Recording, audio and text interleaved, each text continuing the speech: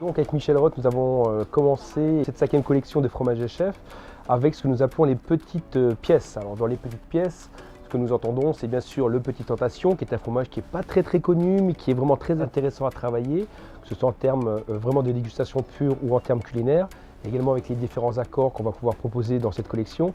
Et puis ensuite d'autres fromages peut-être un peu plus connus comme le Saint-Félicien, le Saint-Marcellin et également le Pérail, qui est un fromage bien sûr ici à base de lait de brebis.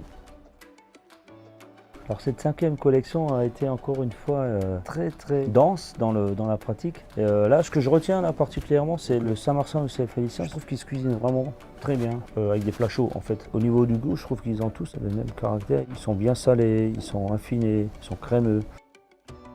J'ai peut-être un petit faible un peu plus peut-être pour le Saint-Marcellin, qui est un fromage un tout petit peu plus marqué en goût, un tout petit peu plus puissant.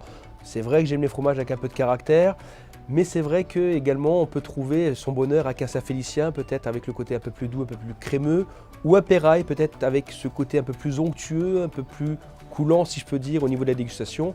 Dans tous les cas, ce sont des fromages où on prend beaucoup de plaisir, et également les enfants, je pense, vont prendre beaucoup de plaisir à les déguster. Le conseil que je voudrais donner, c'est de travailler différemment en fait. Tenter des recettes chaudes. En fait, si on regarde bien dans mes recettes, je ne le travaille pas trop, hein. Il est souvent rajouté. Et je trouve qu'il y a vraiment le goût qui reste intact, authentique. Alors boire bien sûr, alors on va rester dans une approche toujours de vin blanc généralement.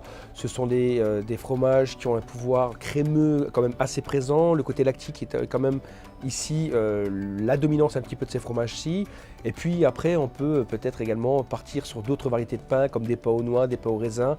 On va dire que ce sont des fromages qui sont assez classiques dans l'accompagnement mais qui sont toujours à la fin source de bonheur et d'émotion.